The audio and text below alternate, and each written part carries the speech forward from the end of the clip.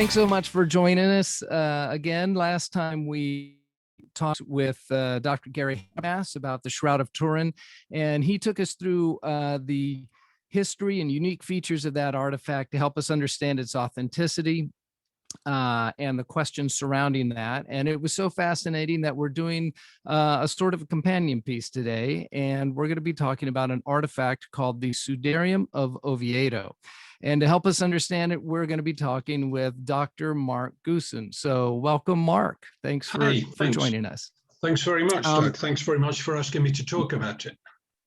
Oh, absolutely. Now, as you might be able to hear, he is not from the South like Matt and I. He has, at least not from the South of America. He is, I believe, from Leeds, England, and he is living in La Coruña, Spain, which is the extreme kind of northwest corner. So, and strangely enough, even though it's got nothing to do with the Sudarium, there are two towns in the US that are called Corona, named after La Coruña. One is in Michigan, and the other is Corona, Michigan, and the other is in Ohio, is near Ohio, somewhere like that. But there's two towns called Corona.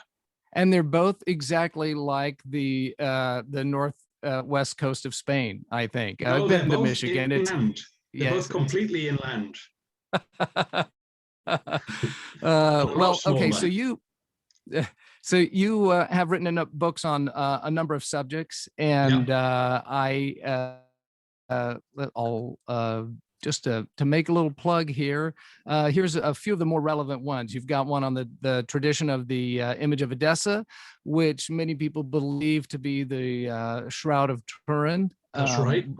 Before it was ever even called that. And then you have a couple of books on the Oviedo cloth and a number of other books as well. So for people who are new to this, which is almost everybody watching this, tell us what a Sudarium is. Yeah, it's. I mean, I always like to use the Latin word rather than translate it, because in modern 21st century English, there is no direct equivalent. It happens with some words from Latin and from Greek from the past, that they are things that we don't use nowadays. It's a piece of cloth that was bigger than a handkerchief. Okay, what we, at least older people like me carry a handkerchief in your pocket.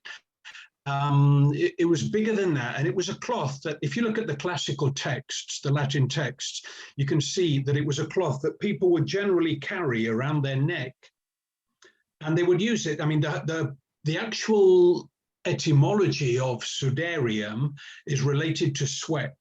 Okay, so it would be a cloth that people use to wipe the sweat off their face. You can see it used in kitchens. It's in classical texts, a cook would have a Sudarium hanging around his neck, and every time he got really hot and sweaty, well, he'd get the cloth and clean it. It was like a convenience cloth to clean your face and your hands. Not good quality either. So kind of like the towel in the Hitchhiker's Guide to the Galaxy, I guess. You just carried around. Yeah. Yes. Okay. Can you see the screen? Yes. Can you see the illustration on the screen? Okay. So, we have the Sudarium, and the Oviedo part is this part, this is the cathedral. Now you're about, near as I can figure, about a 3-hour drive from here. Is that correct? From where I am, yeah. Yes, and so this is also on the north coast of Spain, but more in the center. And this is the cathedral there, where a Sudarium is kept that is traditionally said to be the burial cloth that had been covering Jesus's face. That's right. And it comes from, if you don't mind me interrupting you. No. It's a cloth that's mentioned in the 4th Gospel, in John's Gospel, where the 2 disciples on Easter Sunday morning go running to the tomb after they've heard that the body is no longer there, and they see the large linen cloth, the burial shroud, and they also see a cloth which is described as that had been around Jesus's head, that was lying separately. rolled up in a place by itself in the translation that you've got there on the screen. Okay. Yes, and in this case, it's Sudario is translated as face cloth. Yeah, but a face cloth, at least I'm not too sure about in the US, but in British English, at least a face cloth is something that children use, is much smaller, to wash their face. In other words, you soak it in hot water and you would wash your face with it, but it's a lot smaller and it's made of the same material as a kitchen towel, whereas a sudarium is generally made of poor quality linen. In other words, not good quality like the main burial shroud. That's very helpful. So instead of a washcloth, which is about like this, it's more the size of like a pillowcase or even a little bit larger. Yeah, something like that. Yeah. And so in the back of the Oviedo Cathedral, there is on the left, you can see the Camara Santa, which is the chamber where this is kept. And then on the right, it's the oldest part of the cathedral. The Camara Santa, which is like the holy chamber or the holy room. That's what it would translate as. Okay. And you can, if you like, compare the two images. The inside is what it is like to stand inside the chamber, but it's set up almost like a chapel, but instead of an altar, there is this gate and then a number of relics on display behind it. So yeah. Again, this is something that you have to be, it's not easy to talk about these things because when we're talking about Christianity and such objects as the Sudarium, anything related to relics tends to get sort of, that's a Roman Catholic thing, okay? And there are lots of other other denominations, let's say, of Christianity sometimes tend to distance themselves from the whole idea of relics. Okay, but here I'm not talking about the other relics that are in the Camara Santa. And it's certainly true that in medieval church tradition, when there was only the Roman Catholic Church and nothing else, there are loads and loads of relics that you could even consider laughable today. You know, drops of the Virgin Mary's milk. Well, yes. And there's lots of things like that. That's very much a part of medieval tradition. But the big difference here with both the Shroud of Turin and the Sudarium is that they have been scientifically studied. In other words, separated from their Christian context and subject to laboratory testing, which means it's not a question of whether you hold Christian beliefs or not, but these are scientific results that can be replicated and repeated any number of times in a laboratory and are true whether you are a Buddhist, an atheist, a Muslim, or a Christian. That's the important point that I'd like to make about the studies that have been done on both cloths. And as today we're going to be talking specifically about the Sudarium, well, on the Sudarium. The 1978 STURP team that investigated the shroud in the kind of the most rigorous examination had over 24 people, and they were made up not simply of Christians. There were a number of different beliefs on that team, including Barry Schwartz, who is a Jewish man who does believe that is Jesus on the shroud. And then you had a number of Christians who ended up not being convinced at all. And you had people who didn't profess any kind of faith. So it was a broad spectrum. And so that goes to your point there. And one of the interesting things I was going to bring up if we had time were the number of other things that were contained in the chest. This is the central feature of this chamber, and the chest is what contained the relics. It arrived in we'll talk about the history a little bit more at some point. But there were. Go ahead. Sorry, Doug. One thing that we should point out is that the silver casing on the chest is much later.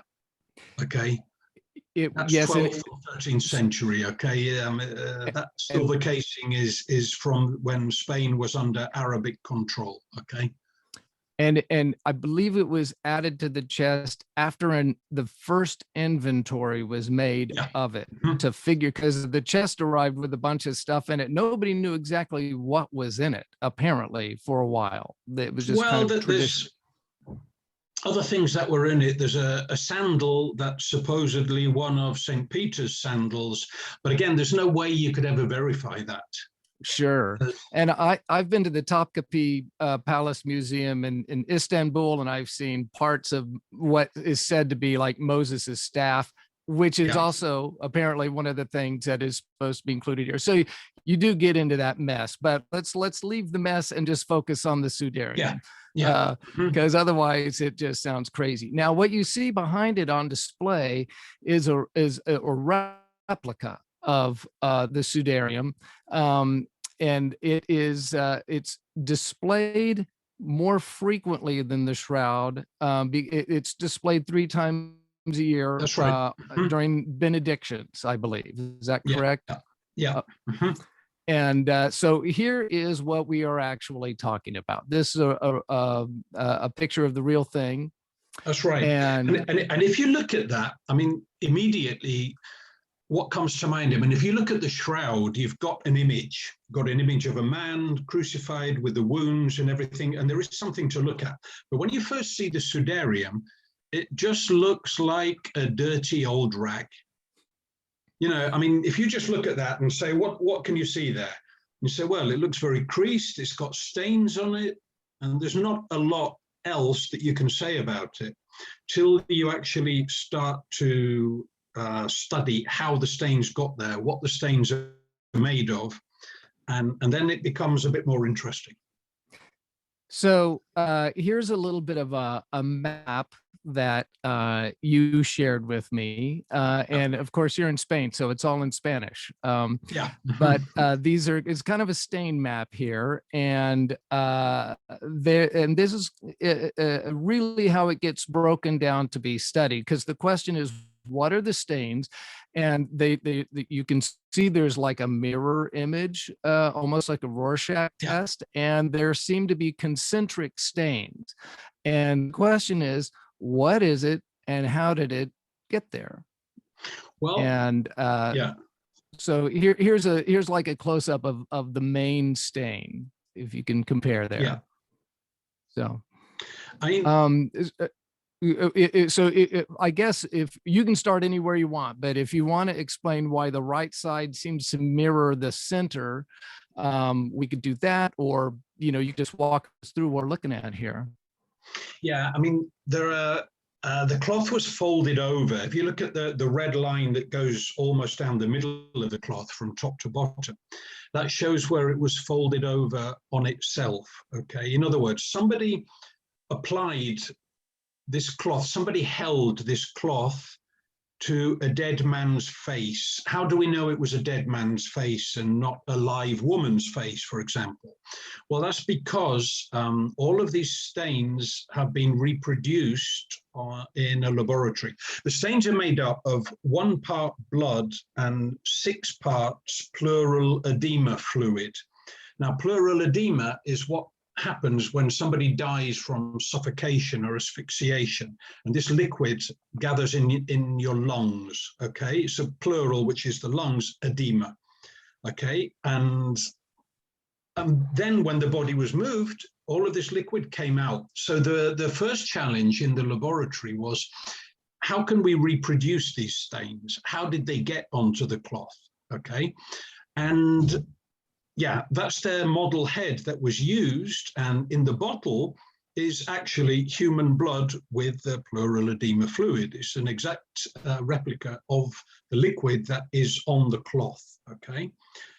The first thing that you notice is that the stains are, it's like there are some stains on top of others.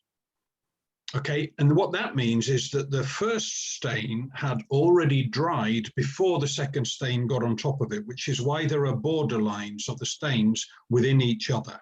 Okay, like if you spill coffee onto a tablecloth and immediately, and 2 seconds later, you spill more coffee, you're not going to be able to differentiate which stain is which. But if you let the first stain dry, then it will have its own shape and its own edges. And then you spill more coffee on top of that, well, there will be further edges formed inside that. So you can see which was the first stain and which was the second stain, okay? And the only way that the first major stain, the only way it was possible to reproduce that exactly was, first of all, the body was dead. There was no way that these stains could have been produced if the body was breathing, okay? Second, it was a man because the stains were formed by somebody with a beard, okay? Again, this is laboratory stuff. This is not somebody's imagination. These are scientific forensic tests that have been done. And third, most important here, is that the first group of stains were formed by somebody who was in an upright position with both arms outstretched. Now, because of what we're talking about, everybody will immediately say, crucified man. And you say, yes, but scientifically you can't say that. All you can say from a scientific point of view is that it was a dead body, a male body in an upright position with both arms outstretched, perfectly compatible with crucifixion. But science can't affirm 100% that that was a crucified body. I mean, the logical conclusion is that it was, of course. And the cloth was held to the face, and there are little double holes in the cloth, okay, that were made by pins probably made of bone, okay, and that was pinned to the hair. In other words, the cloth, the purpose of the cloth, there you got the double holes. You can see them there where it says agujeritos dobles, okay? That's where the cloth was pinned to the beard or to the hair to hold it on. But the idea originally, we suppose, would have been for the cloth to have been wrapped all the way around the head. But it came up against an obstacle. The head was at an angle. It had to be at an angle to form the stains the way it was, okay? And it would have been resting like this against the arm, okay? And rather than force it, the person who was putting this cloth over the face, you know, the cloth reached here, and so they just folded the cloth back over on itself, which is why there are 4 stains. You can see this in the diagram here on the left. Okay, instead of wrapping it all the way around the head, something stopped whoever was applying the cloth from wrapping it all the way around the head. We can assume that because of the angles, it was the face that was stuck against the arm. This is for the first group of stains. So it was wrapped around the head like that. You can even calculate in the laboratory how long the body was in that position. And it was anywhere between 45 minutes and 1 hour for the stains to be formed. Mark, the one question would be, why would there be a cloth on Jesus's face in the first place? Help people understand that. Well, because it was a very unpleasant sight. You're talking about a man who had undergone terrible torture. The body was dead. The Romans were only concerned with applying the death penalty. So after that, you could say that there was a Jewish sensibility. It's also related to the Jewish belief that the soul is in the blood, okay? You still see that today. There are terrorist attacks in Jerusalem and Israel, and people are severely disfigured in death, well, they try to gather up all the blood possible to bury it with the person. That's another reason why, you know, if there was blood dripping out of the mouth and nose, well, they would say, oh, this blood has to be buried with the body. Okay. And so in a crucifixion victim where the shoulders are most likely dislocated, then when you're taking the body off the cross, the pressure comes off of the lungs, and therefore the fluid starts coming out of the nose and the mouth. No, that would be the second position. First of all, the cloth was over the face for between 45 to 60 minutes with the body still upright, still on the upright. cross. Okay. So, all right. Okay.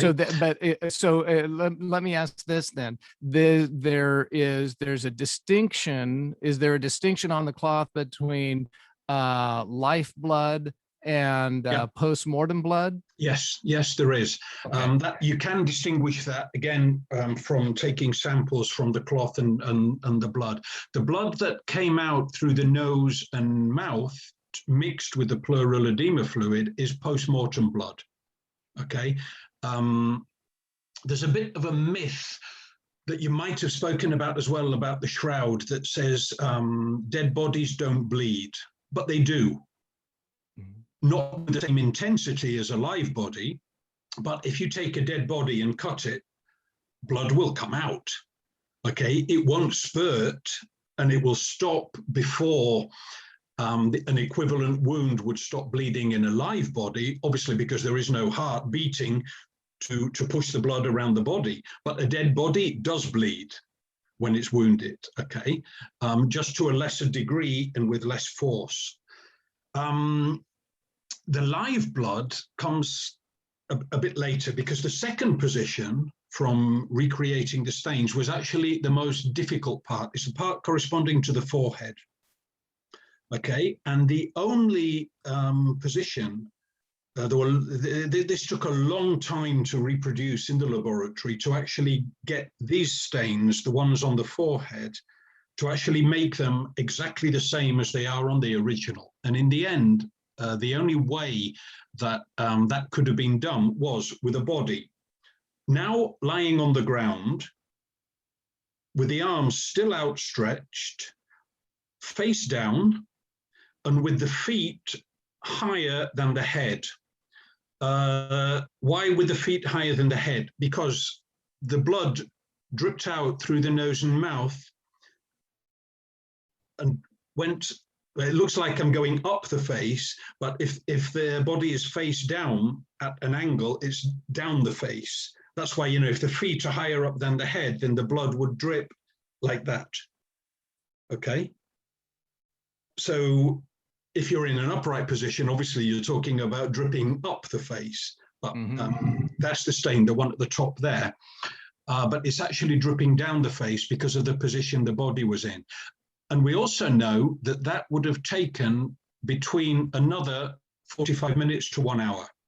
So we've reached a point where we're between 1.5 hours, 2 hours after death, where first the body was left upright, then it was taken down and left on the ground for the same amount of time. When I say left, it doesn't mean that it was abandoned and that nobody was there. It was placed on the ground and was in that position for that time. Of course. All right. So then the third position then is the arms were moved. Okay. The arms were put in a more natural position, and then the cloth was wrapped all the way around the head. Okay. And then the stains, if you look at the diagram here, there's not a diagram, sorry, the photograph, in the middle, you can see the dots corresponding to wounds on the back of the head. That is blood shed in life. That is life blood on the cloth, okay? It's not post-mortem blood.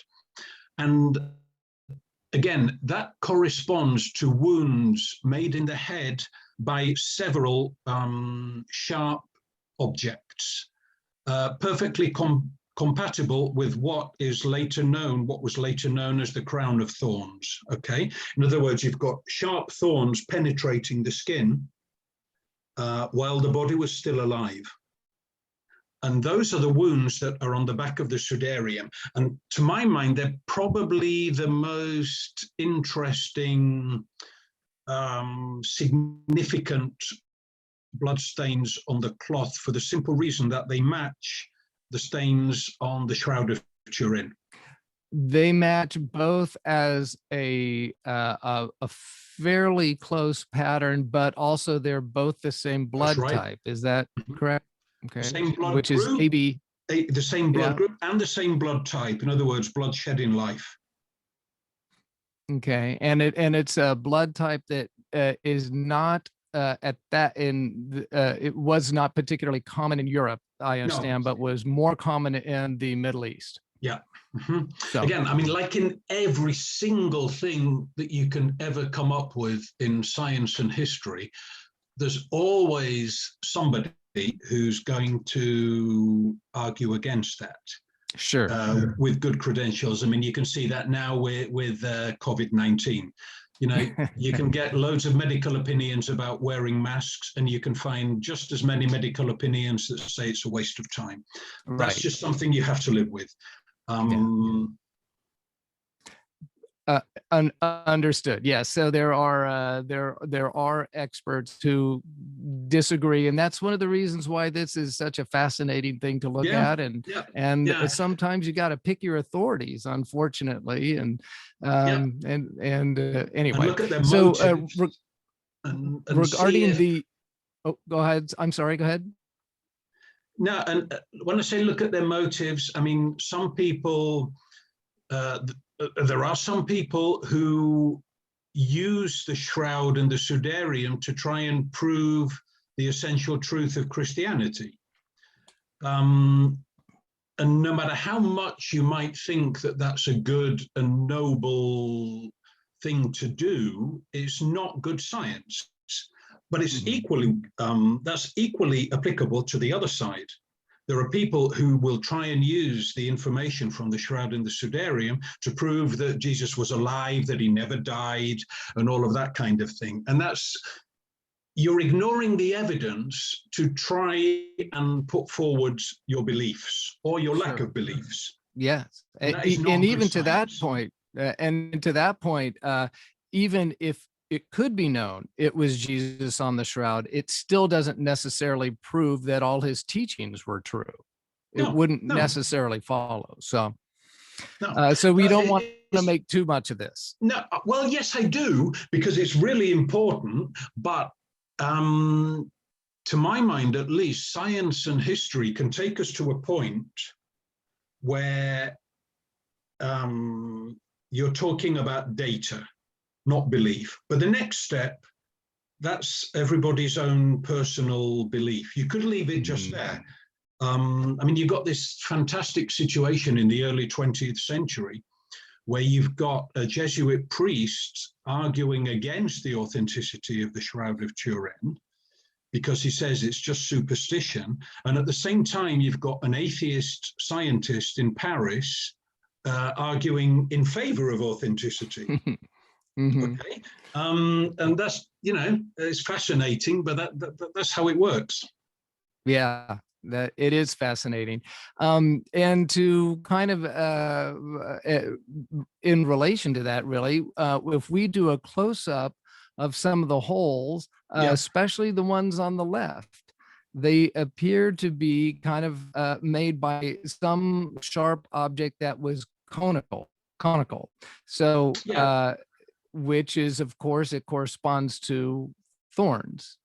Yeah, but you couldn't they say were the holes where there would be a pin holding the cloth to the hair, which was matted with blood. So it wasn't like hair that was, you know, loose and wavy or anything like that, because you put a pin in some people's hair and it wouldn't hold anything. But if the hair is this solid mass of blood and it's very unpleasant, actually. I mean, you can tend to become a bit blasé in these studies talking about crucifixion and death, but I mean, you should never lose sight of what a horrible death it was. There are no words really to describe how horrible it was. It was just awful. It was just the most terrible torture you could imagine. And that's one of the interesting things about the Shroud of Turin, is seeing the damage on the body, to see just how brutal that form of torture, actually it was a combination of tortures, was. But it also ends up providing some fascinating clues that we get to investigate. For example, something like the butterfly stain here. And so if we have our geography of the material right, the cloth right, then what you're looking at with the butterfly stain and those marks above it, those marks are the back of the head, living blood, and the holes that would correspond to the Shroud of Thorns, or the Crown of Thorns. And then the stain below it would help us possibly, with the stains above it, register it to the shroud itself.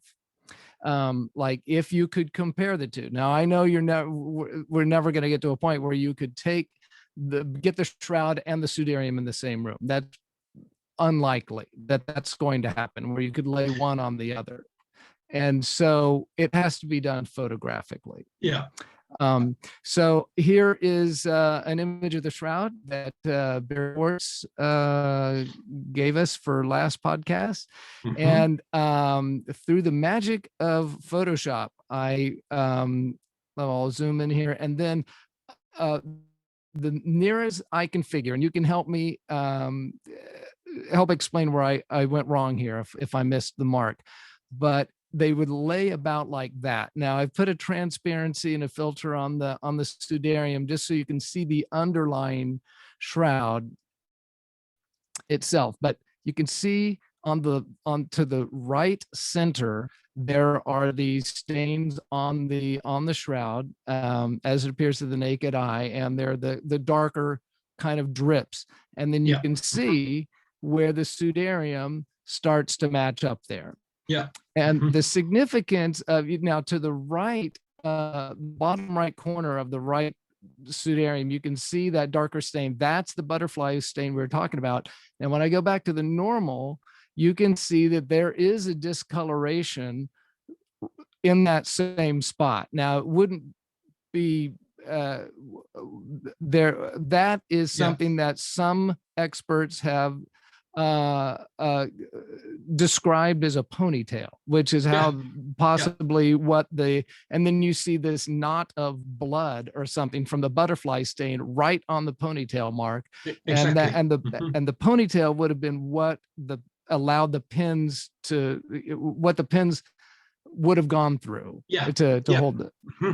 Yeah, exactly. And the fact that it was a ponytail was also a political statement. You got to think that the Romans at that point in history were very much into short hair and being clean shaven. And so the Jews, it was like, okay, if they've got short hair and they're clean shaven, well, we're going to have long hair and beards to show that we're not Romans. It's a political statement as well. Okay, that's interesting. I did one other version of this where I kind of turned it so that it would emphasize even more the correspondence. So you can see now that the Sudarium is reversed, that those kind of yellow stains where the crown of thorn is, you can see it right on top. You can see it correspond almost exactly. Now, of course, the stains are never going to correspond dead exactly, because they were made in three different positions on the Sudarium, and those are different positions than the contact stains would have been made with the Shroud of Turin. So they're not going to register exactly perfectly, but it is fascinating that there's enough correspondence to where you can find the general areas where they do match up. And the same is true on the face. Go ahead. I'm sorry. And this is what led the great shroud student who passed away some years ago, Dr. Alan Adler, was a hematologist. And again, when I say he was Jewish, I say he was Jewish to show that he had no Christian axe to grind. Okay. And his conclusion as a hematologist was that these two cloths were used on the same body, that there's too much coincidence to attribute that to chance. Again, whose body was it? When was it? That's a different question. But his medical conclusion was that they must have been used on the same body. Mm. Again, I'm sure so there are other hematologists that say they weren't, but as you say, that happens in every single discipline that you can study. right, but with Dr. Adler, you wouldn't he couldn't be accused of confirmation bias, finding something that he was going in looking for. No, anybody who knew Al would know that that's just not true. He was one of the most down-to-earth, direct, fantastic guy, but he didn't suffer fools gladly, let's say. And anybody who came along with this idea that, that the shroud proves the resurrection and all of that, he would just cut them off and say, no, it doesn't. He was a great person to talk to in that, because you knew what was serious and what wasn't. Okay, so let's flip around. This is obviously the face on the Shroud of Turin. You can see, and it's upright, so we're looking at it like it's a portrait or a mirror, and you can see there's kind of unique three-shaped blood stain with a little teardrop mark coming down. And so when you do the overlay, it would hit about right here. Now, if you stare at the drop right below the 3, you can see a possibly corresponding drop or stain on this side. And to emphasize that, I've done this. So you can see the shroud in the background. It's in reverse, and then look at where the 3 hits. If you look at the 3, watch this. It hits right on this stain that you can see as part of that kind of upwards where the blood dripped down onto the forehead. And from there, you can see all sorts of other correspondences yet again. And it doesn't look like we're just like making shapes in the clouds. There looks like real correspondence to the general area of the wound. And again, it's pretty fascinating. Yeah, it is. It's fascinating how they, these coincidences come in, especially when you think that if you look at the history, we know that the Sudarium has been in Spain since the early 7th century. And it's never left. So if you're talking about faking the two cloths, again, it's too much coincidence. If they were both faked, the way that they are, the ways that they coincide in ways that people in the Middle Ages would not even have understood, in other words, talking about blood types and blood groups, well, it just sort of becomes too much for the imagination, right? To think that they were both faked. Yeah, and one of the most interesting lines of evidence on the shroud has also been is related to evidence on the Sudarium, and that is the pollen evidence. Dr. Habermas told us about how the pollen documented its root, and that corresponded to the strongest traditions and documentary evidence we have of the shroud prior to the Middle Ages.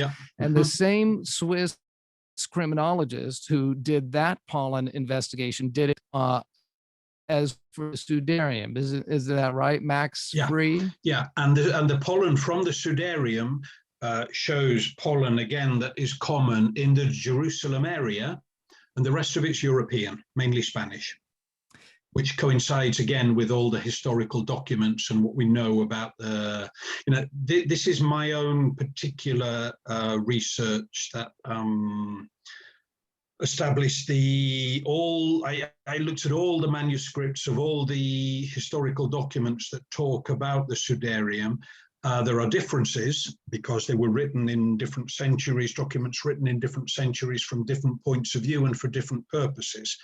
But they do coincide in the basic root, which is that the Sudarium was in Jerusalem until 614.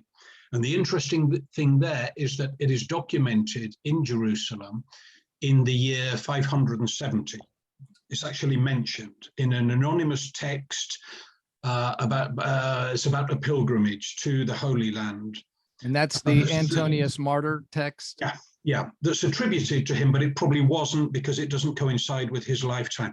You can date texts by many, many different ways, and one of them is by the buildings they mention and the geographical layout that they talk about.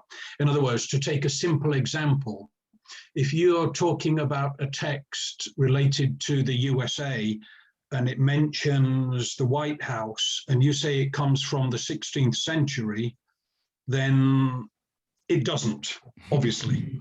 Okay, right. That's a very simple example, but that's one of the ways that we can date old texts, the way they talk about the political situation, okay, and buildings and countries.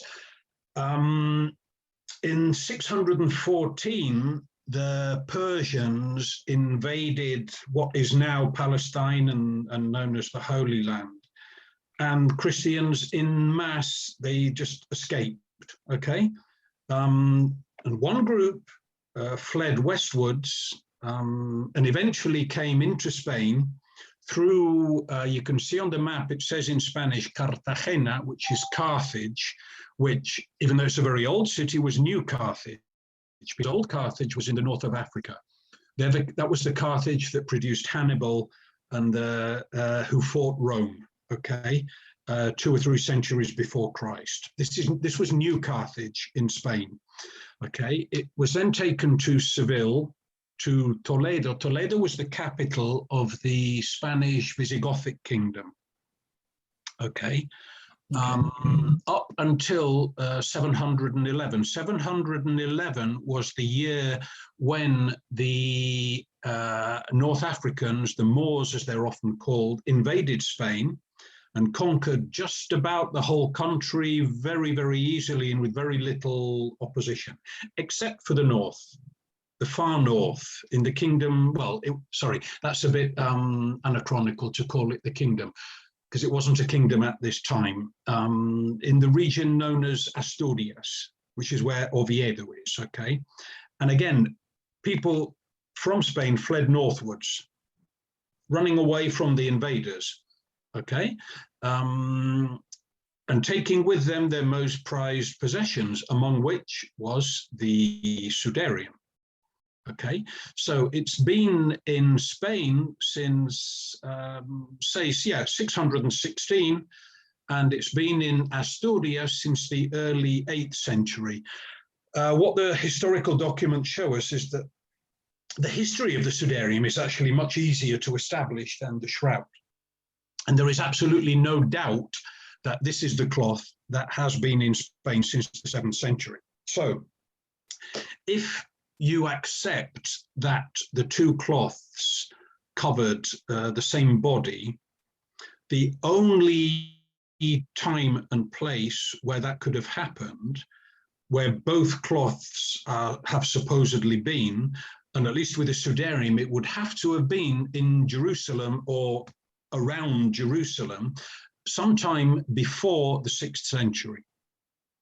Okay, again, you can't doubt that. From historical documents, you can't say it was in the 1st century, but you can say it was in that area before the 6th century. It's the only time that the two cloths could have coincided. And the pilgrim, the Antonius Martyr pilgrimage document says, records that there was a group of nuns, I believe 7 nuns, and they were at the Jordan River in a small cave, and they were the custodians of a chest of relics, including the face cloth that had covered Jesus. But they didn't show it. They didn't wave it around or anything like that. You couldn't see it. Because, but they said it was there. And at the time, that's quite normal. again, it's very easy to impose a 21st century Western mentality onto people from history, and that's a big mistake in history. Okay, when everybody considered relics to be sacred objects, they weren't things that you could just say, "Oh, you want to see it? Here, take a look." That was it's quite natural in ancient Christian history to do that. A relic was sacred, and you couldn't just take it out anytime you felt like it. Okay, And so, that's not a problem. They said it was there, and historically speaking, that's good enough. and according to that tradition, it was kept in a chest, which is said to be this same chest, only it wasn't adorned with silver at the time. And according to that tradition, this chest was made by the disciples of the apostles. Yeah. Again, that's something that can't be confirmed. There's another line of thought that suggests that this particular chest that we have, the wooden part that's under the silver coating, was actually made in Spain. Okay, which wouldn't affect the history of the Sudarium because it's just a new box, let's say. Again, we don't know when this actual box was made. We do know it was made pretty sturdy because the chapel got blown up during the Spanish Civil War. Yeah, that's right. But it survived. Yeah. So the picture on the left appears to be if you were standing the chest is. It wasn't actually the Spanish Civil War. This was, I think, it was to do with some kind of revolution by the miners against the government in place, and they blasted. They took refuge in the church and they shot at it. Okay, it was just before the Civil War. And you can see in the picture on the right, there's the guy's looking at, looks like one of the sides of the chest. That's right. In the rubble there. So it survived. The workmanship was excellent, apparently. Yeah. It must have been, yeah. We should probably start to wrap it up here. Without asking you to overstate anything, how confident are you that this is an authentic shroud that may have covered Jesus's face at the time? Very, very confident. Okay. Maybe where I differ from other shroud students is that I don't think that makes any difference to the truth or untruth of the Gospels. I agree with that, certainly. Okay. That doesn't mean I'm not saying anything against that at all. I'm just saying that there's a limit to what science and history can teach us. And I think that anything that goes beyond that is a purely personal thing. In other words, faith. Okay. So yes, I think I could say I'm 99.9% confident that this cloth was used on the historical Jesus of Nazareth. But that doesn't prove in itself anything about who Jesus of Nazareth was. Exactly. I'm glad you said that. What tests could still be done on it? That if you could have any tests done on it, what remains to be done? Like what maybe certain technologies that have developed since the last time it was investigated? Yeah, dating the cloth again. Carbon dating comes into play here, but there's the great thing at the moment. The church is not scared of carbon dating, but it was such a disastrous affair, the carbon dating both of the shroud and of the Sudarium. It has been carbon dated, and it came out at either the 7th or the 8th century. But it's much easier in the case of the Sudarium to say, well, that's wrong, because we know it's been in Spain since 616. And it's been documented before that.